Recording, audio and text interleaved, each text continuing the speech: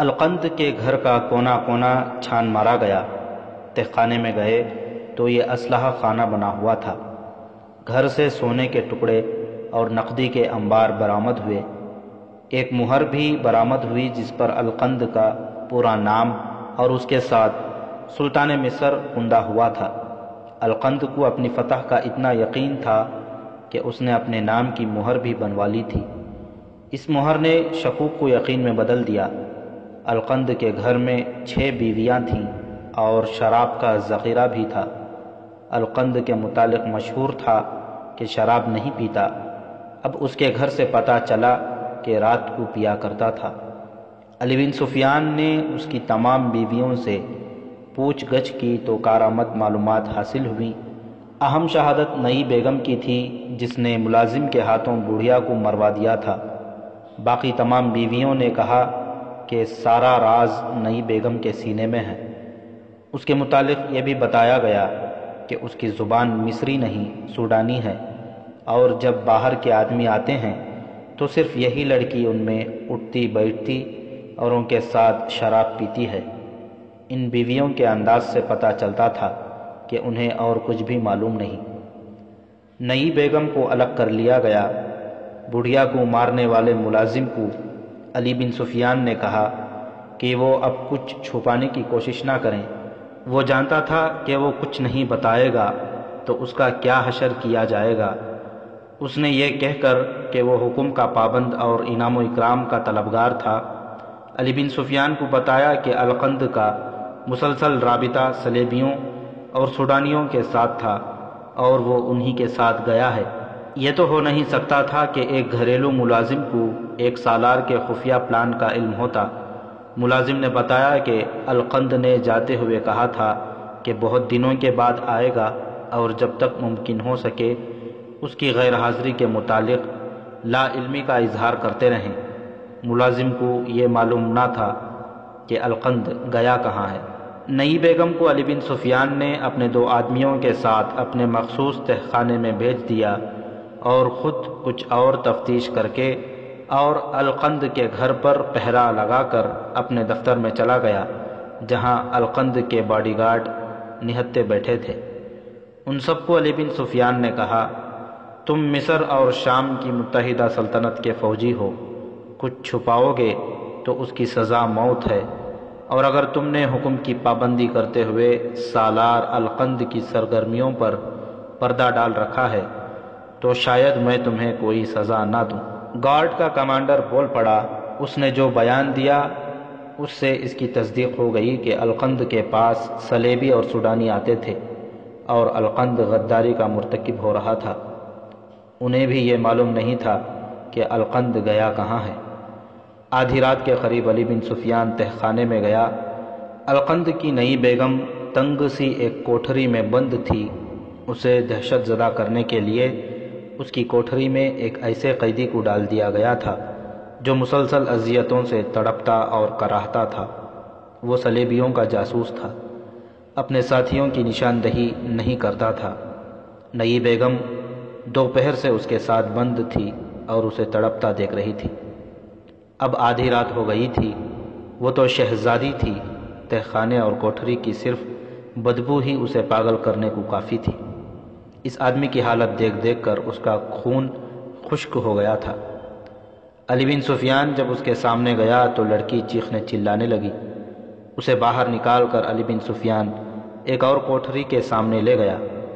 سلاخوں کے پیچھے تنگ سی کوٹھری میں ایک سیاہ کالا حبشی بند تھا، ہیبت ناک شکل اور جسم بھینسے جیسا۔ اس نے سرحدی دستے کے ایک کمانڈر کو قتل کیا تھا۔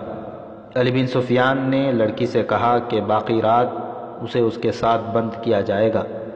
لڑکی چیخ کر علی بن سفیان کے پاؤں میں گر پڑی۔ پوچھو مجھ سے کیا پوچھنا چاہتے ہو، اس نے علی بن سفیان کی ٹانگوں میں لپٹ کر کہا۔ القند کہاں گیا ہے، کیوں گیا ہے، اس کے ارادے کیا ہیں؟ علی بن سفیان نے پوچھا، اور اس کے متعلق جو کچھ جانتی ہو بتا دو۔ نازک سی لڑکی نے سب کچھ ہی بتا دیا۔ اسے بھی یہ معلوم نہیں تھا کہ القند کہاں گیا ہے۔ اس نے بتایا کہ سوڈان سے حبشیوں کی فوج لائی جا رہی ہے جو کسی رات قاہرہ پر حملہ کر کے سارے مصر پر قابض ہو جائے گی۔ یہ لڑکی چونکہ شراب پلانے کا فرض ادا کرتی تھی، اس لیے القند کے گھر میں آئے ہوئے صلیبی اور سوڈانی مہمان اسے اپنا سمجھ کر اس کے سامنے بھی باتیں کرتے رہتے تھے۔ یہ لڑکی سوڈان کے کسی بڑے آدمی کی بیٹی تھی۔ اسے القند کے لیے تحفے کے طور پر بھیجا گیا تھا۔ القند نے اس کے ساتھ شادی کر لی تھی۔ لڑکی بہت ہوشیار اور تیز تھی۔ وہ سوڈان کے مقصد کو اچھی طرح سمجھتی تھی۔ اس کے بتانے کے مطابق یہ سونا اور نقدی جو اس کے گھر سے برآمد ہوئی تھی سوڈان سے آئی تھی۔ یہ جنگ کے اخراجات کے لیے اور مصر کی فوج سے غدار خریدنے کے لیے تھی۔ اس لڑکی کو اس مقام کا علم نہیں تھا جہاں حبشیوں کی بہت سی فوج آ چکی تھی۔ اس نے بتایا کہ فوج کہیں دریا کے کنارے ہے اور اس کا حملہ شب خون کی قسم کا ہوگا۔ جس قدر معلومات حاصل کی جا سکتی تھیں کر لی گئی۔ علی بن سفیان نے العادل کو تفصیلی رپورٹ دی اور تجویز پیش کی کہ 2-2 4-4 سپاہی دیکھ بھال کے لیے ہر طرف پھیلا دیے جائیں، جو یہ دیکھیں کہ سوڈانی فوج کا اجتماع کہاں ہے، اور یہ بھی معلوم کیا جائے کہ حبشیوں کی فوج اگر واقعی اندر آ گئی ہے تو کدھر سے آئی ہے۔ اس نے یہ تجویز بھی پیش کی کہ سلطان کو اطلاع نہ دی جائے، کیونکہ وہ سوائے پریشان ہونے کے کوئی مدد نہیں کر سکے گا۔ العادل سلطان صلاح الدین ایوبی کو اطلاع دینا ضروری سمجھتا تھا۔ اسے خدشہ تھا کہ حالات زیادہ بگڑ سکتے ہیں۔ اس صورت میں سلطان ایوبی کی ضرورت پیدا ہو سکتی ہے، لہٰذا مکمل رپورٹ لکھ کر ایک سینئر کمانڈر کو 4 محافظوں کے ساتھ دی گئی اور اسے یہ حکم دیا گیا کہ ہر چوکی پر گھوڑے تبدیل کریں اور کہیں رکے نہیں۔ میدان جنگ میں سلطان ایوبی کا ہیڈ کوارٹر کسی ایک جگہ نہیں رہتا تھا۔ وہ دن کو کہیں اور، رات کو کہیں اور ہوتا اور خود گھومتا پھرتا رہتا تھا، لیکن اس نے ایسا انتظام کر رکھا تھا کہ اس تک پہنچتے دقت نہیں ہوتی تھی۔ جگہ جگہ رہنما موجود رہتے تھے جنہیں خبر پہنچا دی جاتی تھی کہ سلطان کہاں ہے۔ یہ ایک راز ہوتا تھا، اس لیے رہنما ذہین قسم کا افراد ہوتے تھے۔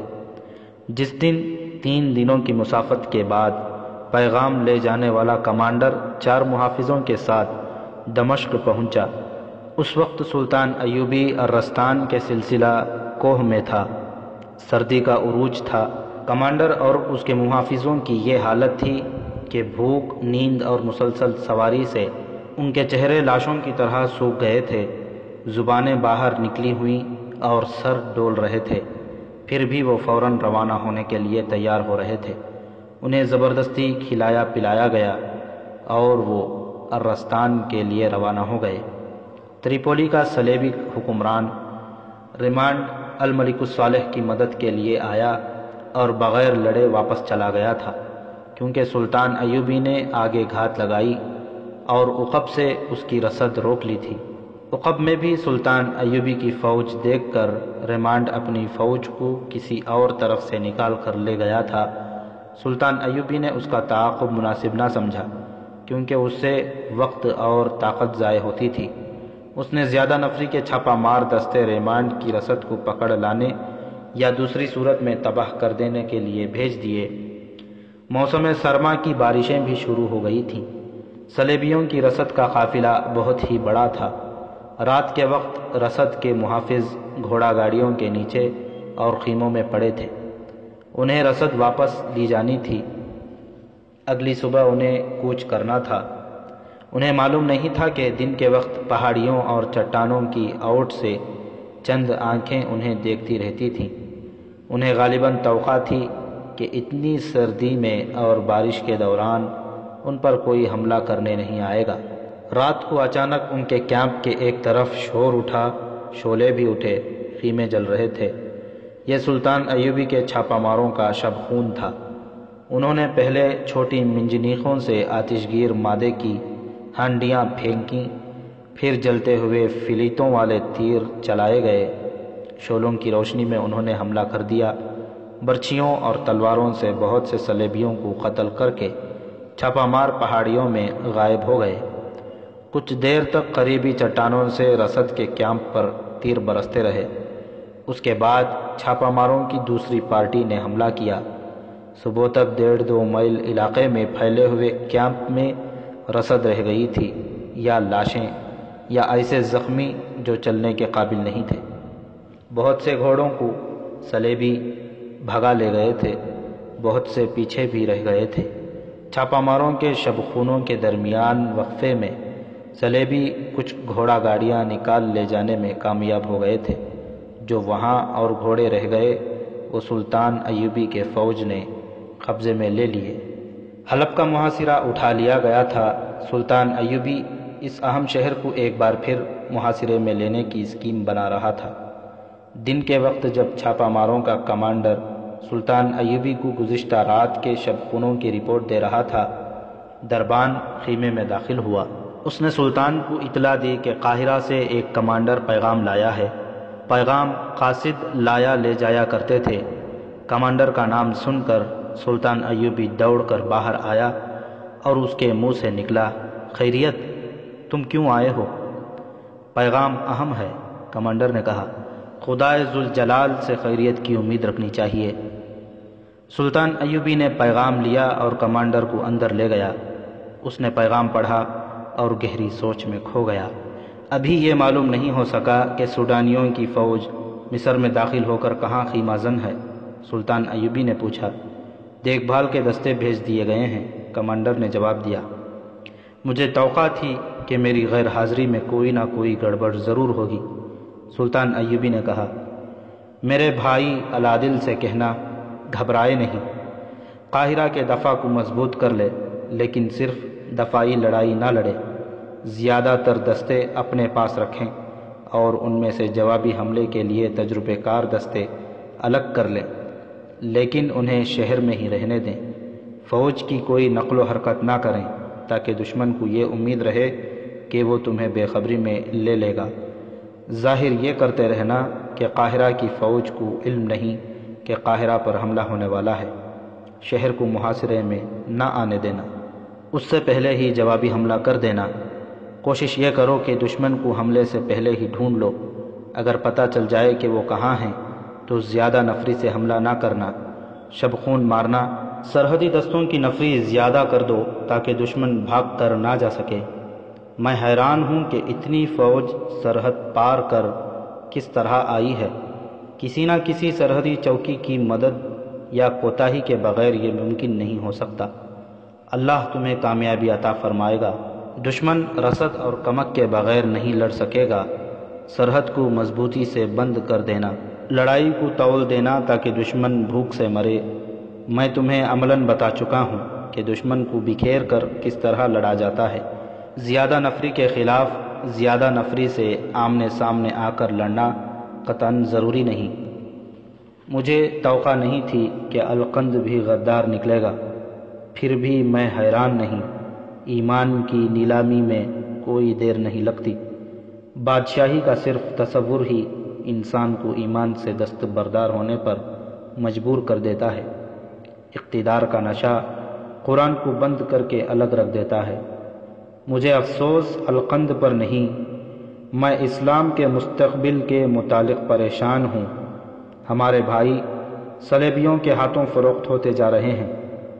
ادھر میرے بھائی میرے خلاف لڑ رہے ہیں۔ میرا پیر و مرشد نور الدین زنگی اس دنیا سے اٹھ گیا ہے، کل پرسوں ہم بھی اٹھ جائیں گے، اس کے بعد کیا ہوگا؟ یہی سوال مجھے پریشان رکھتا ہے۔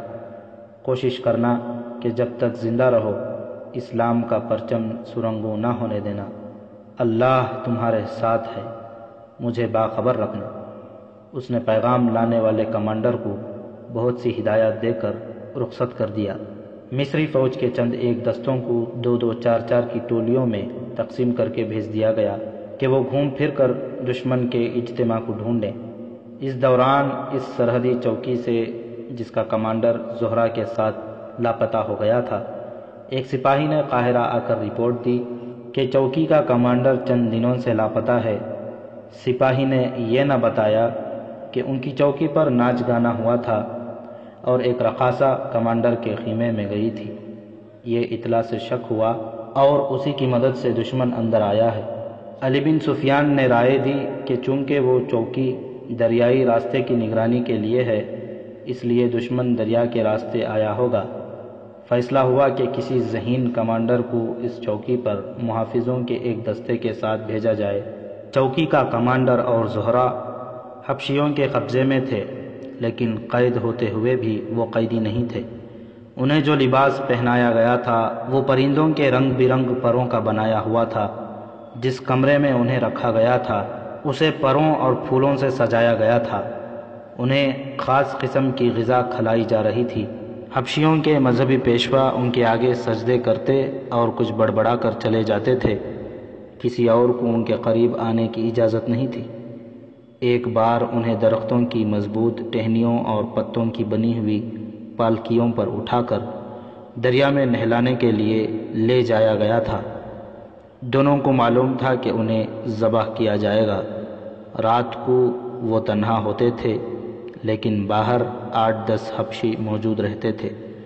کمانڈر نے کئی بار اٹھ کر دیکھا تھا کہ فرار کی کوئی صورت بن سکتی ہے یا نہیں۔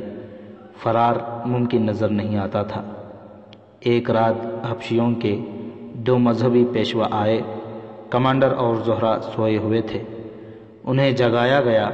وہ سمجھے کہ ان کی موت آ پہنچی ہے۔ مذہبی پیشواؤں نے ان کے آگے سجدہ کیا اور دونوں کو باہر لے گئے۔ باہر پالکیاں رکھی تھیں، ایک پر کمانڈر اور دوسرے پر زہرہ کو بٹھایا گیا۔ 2 حبشیوں نے ایک ایک پالکی اٹھا لی۔ مذہبی پیشوا آگے آگے چل پڑے۔ وہ دونوں مل کر کچھ گنگنانے لگے۔ پالکیوں کے پیچھے 2 اور حبشی تھے جن کے پاس برچھیاں تھیں۔ وہ محافظ تھے۔ کمانڈر اور زہرہ خاموش تھے۔ پہاڑیوں سے نکل کر وہ لوگ دریا کی طرف چل پڑے۔ کمانڈر نے دیکھا کہ چاند افق سے نکل رہا تھا۔ اس سے اس نے اندازہ کیا کہ رات آدھی گزر گئی ہے۔ اس وقت سے پہلے چاند نہیں ہوتا تھا۔ دریا کے کنارے لے جا کر پالکیاں اتاری گئیں۔ مذہبی پیشوا آگے بڑھ کر کمانڈر اور زہرہ کا لباس اتارنے لگے۔ چاند کی روشنی میں کمانڈر نے دیکھا کہ برچھیوں والے دونوں محافظ اور پالکیاں اٹھانے والے دونوں حبشی ان کی طرف پیٹ کر کے پہلو با پہلو کھڑے ہو گئے تھے۔ ان کے لیے شاید یہی حکم تھا۔ کمانڈر نے چیتے کی طرح جست لگائی اور ایک حبشی سے برچھی چھین لی۔ وہ تجربہ کار سپاہی تھا۔ اس نے پیچھے ہٹ کر دوسرے حبشی کے پہلو میں برچھی اتار دی۔ اس حبشی کی برچھی گر پڑی۔ کمانڈر نے چلا کر کہا، زہرہ بھاگ کر آؤ، یہ برچھی اٹھا لو۔ زہرہ دوڑی۔ کمانڈر نے گری ہوئی برچھی کو ٹھوڈ مارا تو وہ زہرہ تک پہنچ گئی۔ کمانڈر نے کہا، اب مرد بن جاؤ۔ حبشیوں نے خالی ہاتھ مقابلہ کرنے کی کوشش کی، لیکن وہ برچھیوں کا مقابلہ نہ کر سکے۔ مذہبی پیشوا بھاگ اٹھے۔ کمانڈر نے انہیں دور نہ جانے دیا۔ زہرہ بھی ادھر کو ہی دوڑ پڑی۔ دونوں پیشوا ختم ہو گئے۔ باقی بھی مرنے سے پہلے زور زور سے کراہ اور چلا رہے تھے۔ کمانڈر کی برچھی نے سب کو خاموش کر دیا اور وہ چوکی کی طرف دوڑ پڑے۔ بہت آگے گئے تو انہیں 2 گشتی سنتری گھوڑوں پر سوار آتے نظر آئے۔ کمانڈر نے انہیں پکار کر کہا کہ جلدی آگے آؤ۔ سنتریوں نے اپنے کمانڈر کو پہچان لیا۔ کمانڈر نے انہیں کہا، گھوڑے ہمیں دو، ہم قاہرہ جا رہے ہیں، تم دونوں واپس چوکی میں چلے جاؤ۔ اگر کوئی ہماری تلاش میں آئے تو کہنا کہ تم نے ہمیں نہیں دیکھا۔ سپاہی پیدل واپس چلے گئے۔ کمانڈر نے زہرہ کو گھوڑے پر سوار کیا اور خود دوسرے گھوڑے پر سوار ہو کر زہرہ سے کہا کہ اگر تم نے کبھی گھوڑ سواری نہیں کی تو گھبرانا نہیں، گھوڑا تمہیں نہیں گرائے گا، ڈرنا مت۔ اس نے گھوڑے کو ایڑ لگائی۔ گھوڑے سرپٹ دوڑے اور اس کے ساتھ ہی زہرہ نے ڈر کے مارے چیخنا شروع کر دیا۔ کمانڈر نے گھوڑا روک لیا اور زہرہ کو اپنے گھوڑے پر اپنے پیچھے بٹھا لیا اور دوسرے گھوڑے کی باگیں اپنے گھوڑے کے پیچھے باندھ کر زہرہ سے کہا کہ وہ اس کی کمر کے گرد بازو ڈال لے۔ گھوڑا پھر دوڑ پڑا۔ کمانڈر پہاڑی خطے سے دور ہٹ کر اور چکر کاٹ کر جا رہا تھا۔ اسے سمت اور راستے کا علم تھا۔ وہ ابھی 2 میل بھی نہیں گیا ہوگا کہ ایک طرف سے اسے آواز سنائی دی، ٹھہر جاؤ، کون ہو؟ کمانڈر رکا نہیں۔ بیک وقت 4 گھوڑے اس کے تعاقب میں دوڑ پڑے۔ کمانڈر نے اپنے گھوڑے کی رفتار اور تیز کرنے کی کوشش کی، لیکن اس کا گھوڑا تھک گیا تھا۔ اس نے کوشش کی کہ دوسرے گھوڑے کو اپنے پہلو میں کر کے اس پر سوار ہو جائے۔ وہ گھوڑا بغیر وزن کے بھاگ رہا تھا، اس لیے زیادہ تھکا ہوا نہ تھا، مگر زہرہ کے ساتھ بھاگتے گھوڑے سے دوسرے گھوڑے پر سوار ہونا ممکن نہیں تھا۔ چاند اوپر آ گیا تھا جس سے دور تک نظر آ سکتا تھا۔ چاروں گھوڑے بہت قریب آ گئے تھے۔ 2 تیر آئے جو کمانڈر کے قریب سے گزر گئے۔ ان کے ساتھ آواز آئی، اگر نہ رکے تو اب تیر کھوپڑی میں اتر جائیں گے۔ کمانڈر کو معلوم تھا کہ وہ رکا تو بھی موت ہے۔ یہ لوگ حبشیوں کے حوالے کر کے آج ہی رات ذبح کر دیں گے۔ بھاگتے رہنے میں بچ نکلنے کی صورت پیدا ہو سکتی تھی۔ اس نے گھوڑا دائیں بائیں گھما گھما کر دوڑانا شروع کر دیا تاکہ تیر نشانے پر نہ آئیں۔ یہ اس کی غلطی تھی۔ اس کے تعاقب میں آنے والے سیدھے آ رہے تھے، جس سے فاصلہ کم ہو گیا اور وہ گھیرے میں آ گیا۔ اس کے جسم پر پروں کا لباس تھا جس سے وہ پرندہ لگتا تھا۔ یہی حالت زہرہ کی تھی۔ کمانڈر نے ان چاروں کو دیکھا تو اسے کچھ شک ہوا۔ ان میں سے ایک نے پوچھا، تم کون ہو؟ یہ لڑکی کون ہے؟ دوسرے نے کہا، پوچھتے کیا ہو، سوڈانی ہے یہ، دیکھو تو انہوں نے پہن کیا رکھا ہے۔ کمانڈر ہنس پڑا اور بولا، میرے دوستوں، میں تمہاری فوج کا ایک کمانڈر ہوں۔ اس نے زہرہ کا تعارف کرایا اور ساری واردات سنا دی۔ یہ 4 سوار دیکھ بھال کے کسی دستے کے تھے۔ وہ یہی دیکھتے پھر رہے تھے کہ سوڈان کی فوج کہاں ہے اور کہیں ہے بھی یا نہیں۔ وہ کمانڈر اور زہرہ کو ساتھ لے کر قاہرہ کی سمت چل پڑے۔ بڑی ہی لمبی مسافت طے کر کے وہ اگلی رات قاہرہ پہنچے۔ انہیں سب سے پہلے علی بن سفیان کے پاس لے جایا گیا اور رات کو ہی العادل کو جگا کر بتایا گیا کہ 4000 سے زیادہ حبشی فوج فلاں جگہ چھپی ہوئی ہے اور اس کی قیادت سالار القند کر رہا ہے۔ العادل نے اسی وقت اپنی فوج کو کوچ کا حکم دے دیا۔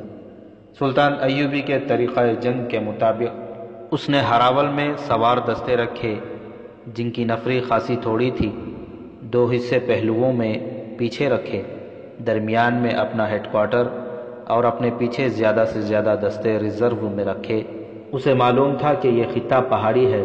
اس نے فوج کو قلعے کا محاصرہ کرنے کی ترتیب میں رکھا اور کمانڈروں کو وہ جگہ سمجھا کر محاصرے کی ہی ہدایات دیں۔ پہاڑوں پر چڑھنے کے لیے اس نے چھاپہ مار دستے الگ کر لیے جنہیں اس نے اپنی کمان میں رکھا۔ ادھر صبح کے وقت کسی نے دیکھا کہ مذہبی پیشواؤں اور 4 حبشیوں کی لاشیں دریا کے کنارے پڑی ہیں۔ القند اور اس کے صلیبی مشیروں کو اطلاع دی گئی۔ کسی حبشی کو پتہ نہ چلنے دیا گیا۔ القند کو یہ بھی بتایا گیا کہ جس مرد اور عورت کو قربانی کے لیے رکھا گیا تھا وہ لاپتہ ہیں۔ تب القند نے پوچھا کہ وہ آدمی کون تھا۔ اسے جب بتایا گیا کہ وہ اس قریبی چوکی کا کمانڈر تھا تو وہ چونکا۔ اسے یاد آ گیا کہ اس کمانڈر نے اسے دیکھا تھا۔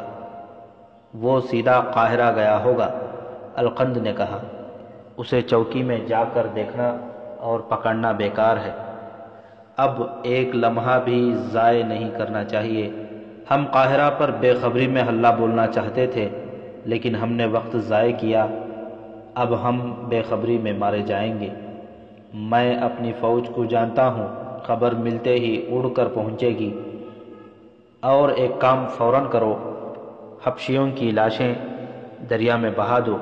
اگر ان حبشیوں کو پتہ چل گیا کہ ان کے مذہبی پیشوا اور ان کے محافظ مارے گئے اور جنہیں قربان کرنا تھا وہ بھاگ گئے ہیں تو یہ ہجوم قاہرہ کے بجائے خرطوم کی طرف چل پڑے گا۔ فوراً ہی اعلان کر دیا گیا کہ دریا کے کنارے قربانی دے دی گئی ہے۔